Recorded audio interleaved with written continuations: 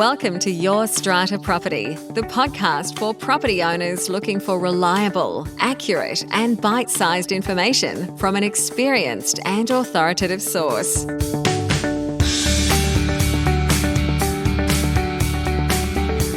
Hello and welcome. I'm Amanda Farmer, Strata lawyer and your podcast host. I'm recording this episode at a time when residents in the Greater Sydney area and surrounds are in lockdown as our state government attempts to control the latest COVID outbreak. This is certainly not the first lockdown our country has experienced, and I'm very conscious that we have many Victorian listeners to the podcast who have recently been released from a long lockdown period. But as a New South Wales resident and a New South Wales strata lawyer, the Sydney situation is particularly close to home for me. And I have been hearing within the last week from many clients, colleagues, friends about their on-the-ground experiences in and with our strata buildings. Just today, New South Wales media has reported that of the latest COVID cases, 8 were from 5 separate apartments in a 29-unit apartment block in Sydney's eastern suburbs. This news comes just days after the New South Wales Public Health Order was amended to make the wearing of masks mandatory for people who are on strata common property. That also includes community association property and company title common property. I will put a link to the most recent version of the Public Health Order in the show notes to this episode so that you can check it out. This amendment took effect on Tuesday, the 13th of July. By the time you're listening to this, it will be in force. This mandatory mask wearing requirement is limited to people who are on indoor common property in residential buildings. This is not a step that has been taken in New South Wales previously, even though we have had other lockdowns, but it is something that owner advocacy groups like the Owners Corporation Network have been calling for some time. It's something that I personally do support. The attitude of government to date has been that our strata communities are perfectly capable of looking after themselves, making their own decisions to best protect their residents, their staff, and visitors during the pandemic. And I have to say, we have all done marvellously well so far, albeit often in a state of uncertainty and confusion about precisely what the law is and whether it applies to us. But these new, highly transmissible, as we're hearing, variants of the virus have spurred our New South Wales government into action, and we have seen this very unusual, if I may use the word, unprecedented intervention into our residential spaces, our private spaces, as I define them. So we have mandatory mask wearing on indoor common property in the Greater Sydney area. What happens if people don't comply, if they don't wear a mask when they're on indoor common property? Well, those people will be in breach of the Public Health Order and they are liable to penalty. That penalty notice is issued by the police. It is not issued by the Owners Corporation, the building manager, the strata manager, or the strata committee. Already the question is being asked, can we refuse entry to people who are not wearing a mask? Now, just this past weekend, I saw an email from a strata management company clearly sent to all of their clients, encouraging them to put up the New South Wales health poster in their building's common areas. The particular poster was one that I'm sure many of us have now seen outside supermarkets, office buildings, pharmacies. It's the poster that says, "Wear a mask. It's a condition of entry." Now, part of the reason I'm recording this podcast right now is to share with as many people as possible my very firm view that this amended public health order mandating masks on common property does not allow building managers, strata managers, committee members, or anyone for that matter, to prevent a person from entering their home if they are not wearing a mask. This amended public health order does not make mask wearing a condition of entry to residential strata buildings. Building managers are no more entitled to turn someone away from their home if they're not wearing a mask than they are to chase a non-mask wearing person out of their local Coles. They have no such entitlement. That action is a matter for the police. Or in the case of a business, the premises owner. Businesses are different to owners' corporations. Businesses can make mask wearing a condition of entry. That's why we see those signs. Businesses are private enterprises.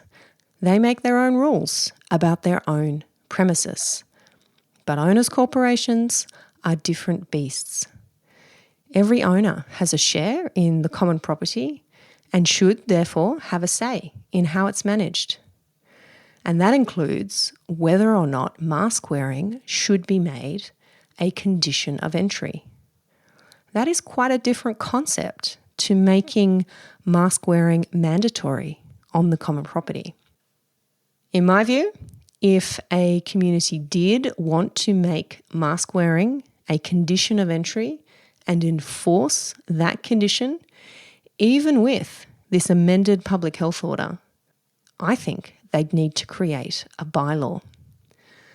The validity of such a bylaw would be open to challenge in New South Wales on the grounds it is harsh, unconscionable or oppressive. That's in Section 139 of our Strata Schemes Management Act. A community defending such a challenge to their new bylaw may seek to rely on the amended public health order as justifying their position. But I think they'd have trouble with that argument because the public health order doesn't actually say that mask wearing is a condition of entry. And as broad as our bylaw making power is, I don't believe that it stretches as far as denying people entry into their own homes. Now, if you are going to put up posters in your common areas in New South Wales buildings, and I recommend that you do, the correct posters to use are linked in the show notes to this episode. You can access those over at yourstrataproperty.com.au/podcasts. And you'll see at the top of the list there, this podcast episode, number 271. I've also included a link there to posters in languages other than English, which I know will be useful to many building managers and strata managers who are listening. There is also a link to a poster for buildings in regional and rural New South Wales, where mask wearing on common property is not mandatory, but it is recommended. And that's what those posters say. Now, if we accept that it is probably not a good idea to make mask wearing a condition of entry to a residential strata scheme, and if we accept that a bylaw that does attempt to impose such a rule may be open to successful challenge, the question arises, can we make a bylaw that makes mask wearing mandatory on common property? A bylaw in terms that are exactly the same as the public health order, so that if someone is not complying with the public health order, is not wearing a mask on the common property, we can actually do something about that as an owners corporation rather than wait or hope for police intervention. Now, my view is that such a bylaw would be fine as long as it is reflective of the New South Wales law. And that means that you probably want your bylaw to expressly refer to the New South Wales law. I do bear in mind that the nature and process of bylaw making is drawn out. It can be complicated. We need to convene a general meeting. We need to give adequate notice. There needs to be a special resolution. The bylaw must be registered. Not to mention the prior time spent drafting the bylaw, getting the terms right. It is going to take you some time to get that bylaw in place. So if you are thinking about going down that path, do make sure your bylaw is drafted broadly enough that it can carry your community through various iterations of the public health orders. These are changing almost daily at the moment, and you can be assured that they will look quite different in a few weeks' time to what they look like today. Now, I've mentioned enforcing your bylaw. If a resident is in breach of your new mandatory mask-wearing bylaw, you do need to follow the usual enforcement procedures available to you under our legislation. In New South Wales, that means issuing a notice to comply with a bylaw and then making an application to the tribunal for a penalty order. Please don't draft terms into your bylaw that allow you to issue fines or penalties direct to non-complying residents. Those terms are not enforceable. And certainly don't refuse people entry into their own homes. Now, I'll be talking about this further this Friday on my regular Friday Live segment over on the Facebook page. 4 p.m. Australian Eastern Standard Time. That's where I'll be answering the many questions that are coming in this week about the amended Public Health Order, its enforcement, the practicalities involved in all of this, and no doubt this concept of restricting entry that I'm talking about here today. If you're not already following us on Facebook, you want to head over to Facebook now on your phone or your desktop. Type your Strata property into the search bar and choose to like or follow the page so that you'll know whenever I have a live broadcast scheduled. The next one is up this Friday, the 16th of July, and I'd love to have you there with me live, 4 p.m. Until then, stay safe wherever you are. Stay socially distanced, but emotionally supported and supportive. Put up the right posters. And please, apply common sense. I'll catch you next time.